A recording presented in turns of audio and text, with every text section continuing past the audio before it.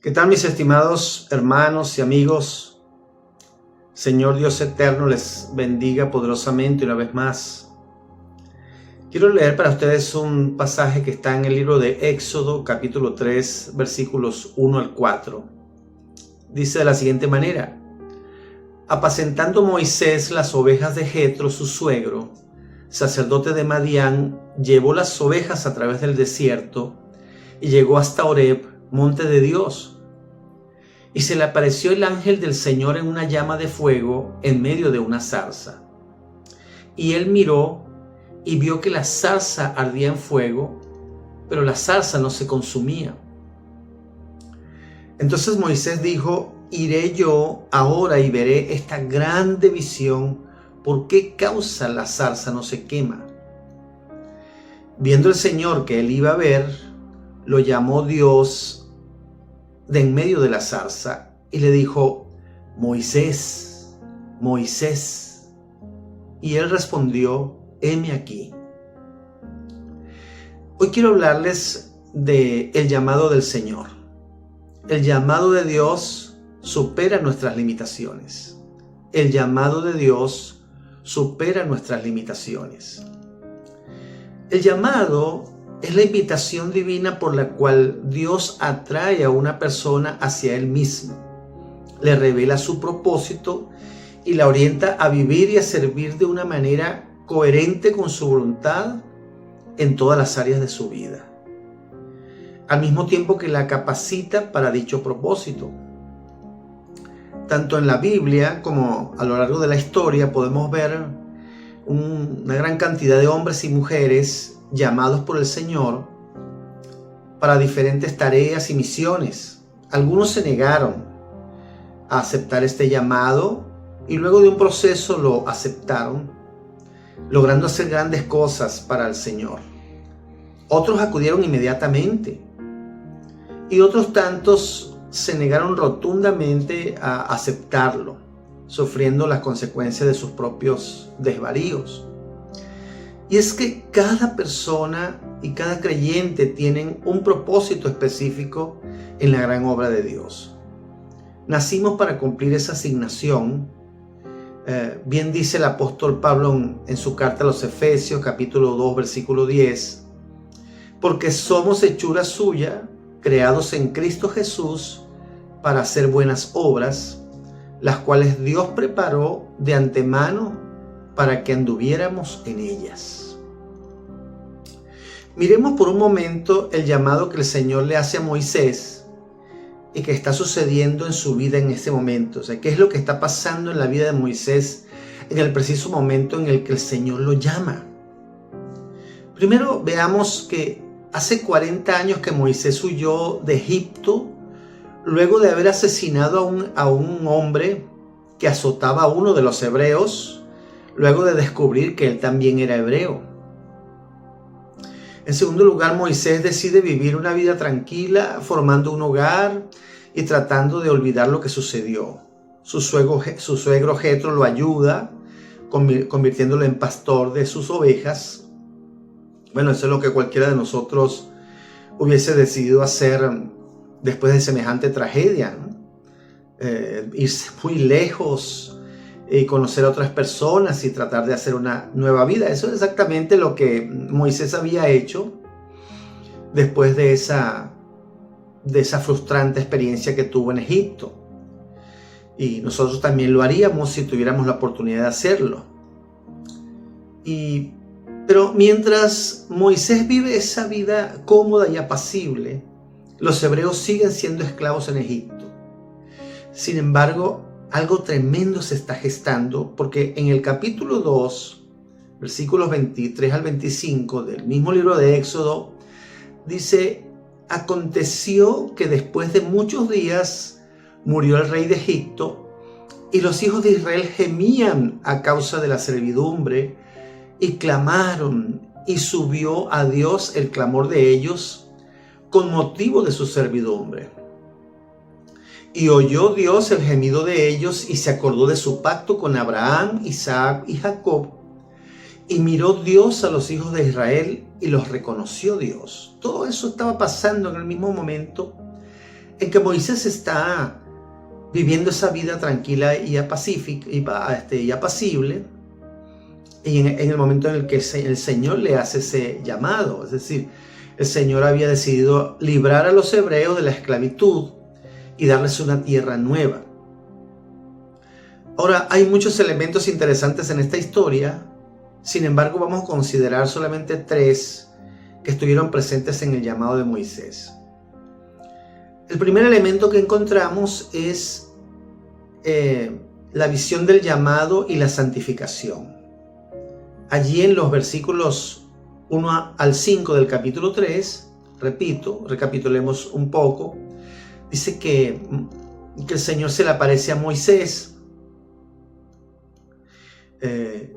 o más bien, el Señor tiene una manera peculiar de llamar nuestra atención, necesita atraer la atención de Moisés, y por eso usa un arbusto que está encendido, no con fuego natural, sino más bien con un fuego sobrenatural, señal inequívoca de que el Señor está en ese lugar.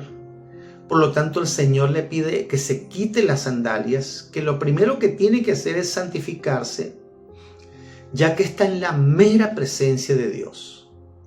Y es que antes de aceptar el llamado del Señor, nos encontramos en una condición espiritual muy desfavorable, en la que tenemos una percepción incorrecta de las cosas. Podemos ver las cosas de una manera completamente contraria al propósito del Dios creador. Es por eso que lo primero que hace el Señor es llamar nuestra atención y colocarnos en una perspectiva espiritual para poder asimilar y llevar a cabo nuestro llamado. Me gusta mucho la afirmación que el famoso escritor Os Guinness hace acerca de un llamado primario y otro secundario. En el primero, el Señor nos atrae hacia Él para conocerle, para adorarle, para seguir a Cristo. Y el segundo es la tarea, el oficio, el ministerio, todo eso que hacemos con respecto al Señor. Y la fuerza teológica de esta declaración de Os Guinness está en que quien te llama es más determinante que lo que Él te pide que hagas. Ambas cosas son importantes, pero Os Guinness afirma de que es más determinante quien te está haciendo el llamado que aquello que te está pidiendo que hagas. O sea, la identidad precede a la función. En la práctica pastoral, esto evita que confundamos éxito profesional con fidelidad vocacional. Son dos cosas bien diferentes. El corazón del llamado es pertenecer a Dios. Lo demás fluye de allí. El corazón del llamado es pertenecer a Dios y lo demás fluye de ahí. Es decir, que si nos encontramos con el Señor y establecemos una relación, el oficio, la tarea, el ministerio y todas esas cosas que el Señor nos ha llamado a hacer van a fluir. Es como decía el Señor Jesucristo en el Evangelio de Juan capítulo 15. Si ustedes permanecen, yo soy la vid y ustedes son los pámpanos. Y el pámpano no puede llevar fruto por sí solo. Entonces permanezcan en mí y entonces el fruto se va a dar solo prácticamente. Entonces me gusta mucho cómo Os Guinness enfoca el llamado.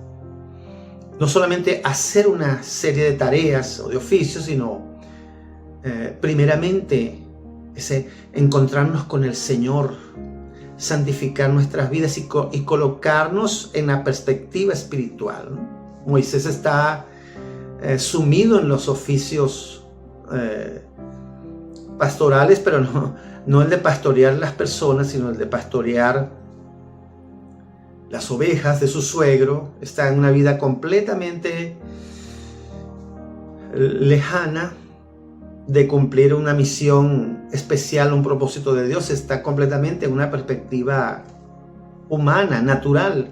Y por eso es que el Señor atrae su atención con este fenómeno sobrenatural de ese arbusto que está ardiendo. Recuerdo que días antes de tomar el desafío de ser pastor, nuestra hija adolescente lloraba desconsoladamente porque no quería ir a ese lugar a donde se nos había señalado. Algunas personas le habían dicho que ese era un lugar terrible, donde escaseaban muchas cosas, era un pequeño pueblo desprovisto de muchas cosas de las que disfrutábamos en la ciudad donde vivíamos. Mi hermano menor estaba presente y, tratando de consolarla, expresó unas palabras que transformaron la percepción de mi llamado. Él le dijo a nuestra hija: no te preocupes, hijita. Todas las cosas que hacen falta en ese pueblito, ustedes las atraerán con su clamor, con su oración. Ustedes van a hacer que ese pueblo sea visitado por la bendición del Señor, porque el Señor no nos envía a donde todo está bien, sino a donde hay necesidad.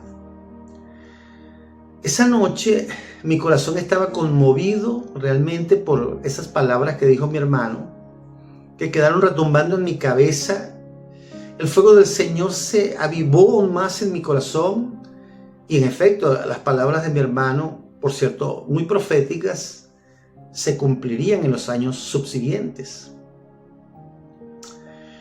Luego que el Señor llama a Moisés y le presenta la misión que tiene que cumplir, entonces vamos a ver el segundo elemento que se produce: las objeciones de Moisés y la confrontación del Señor.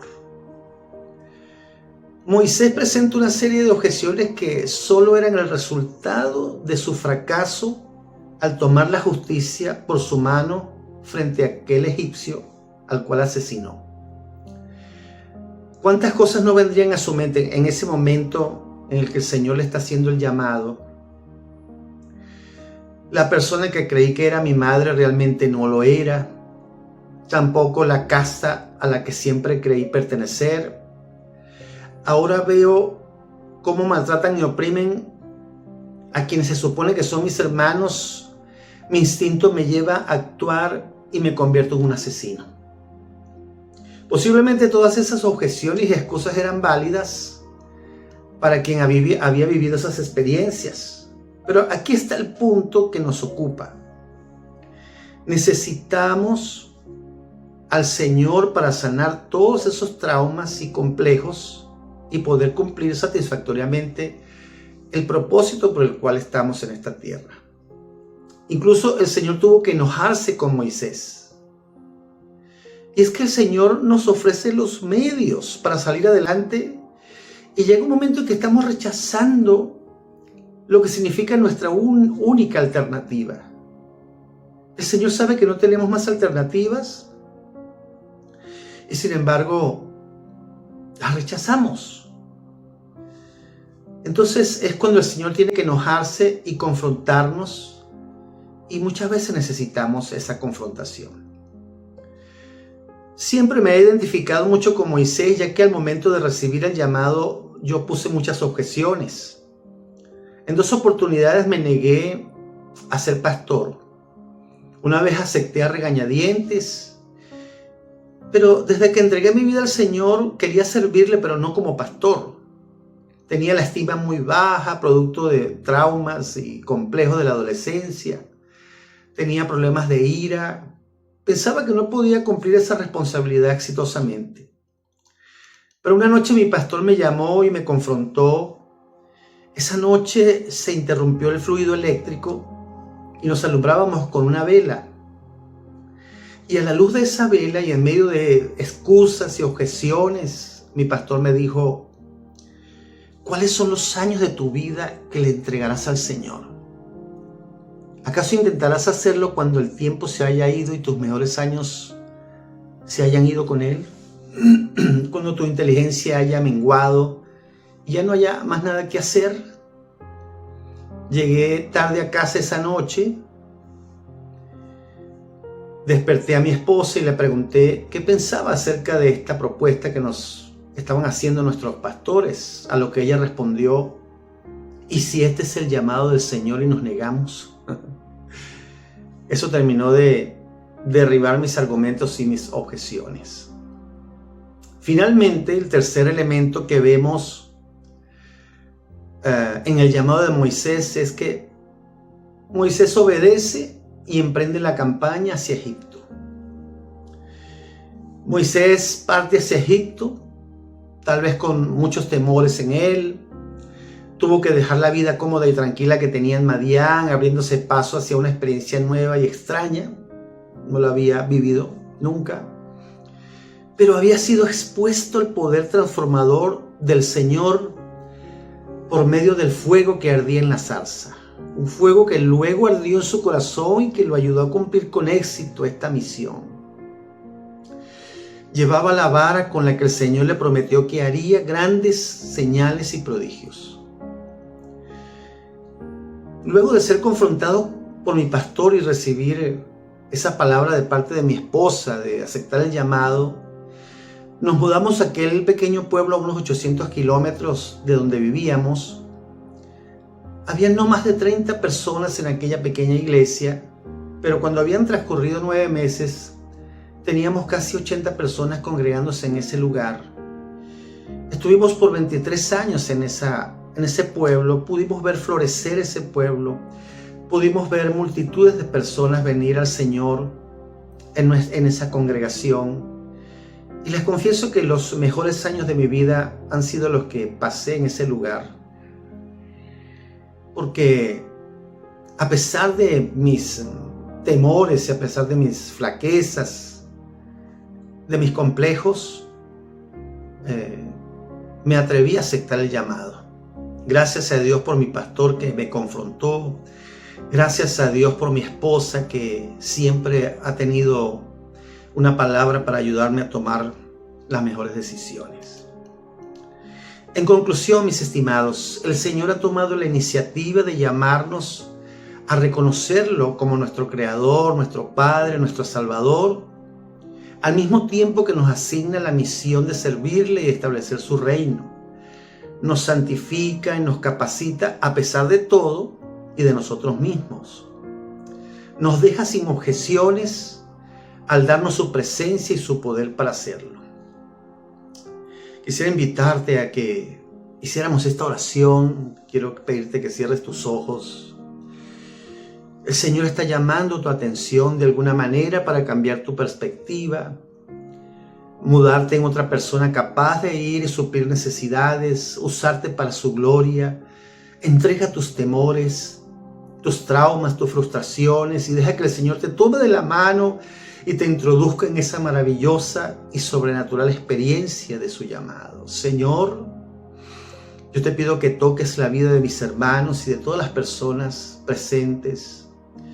Señor, que tú puedas llamar su atención y con el fuego de tu espíritu puedas purificarlos, puedas colocarlos en la perspectiva espiritual correcta y puedas capacitarlos, Señor, y ellos puedan suplir la necesidad de muchas personas que necesitan de ellos como instrumentos de tu gracia y de tu poder y de tu amor.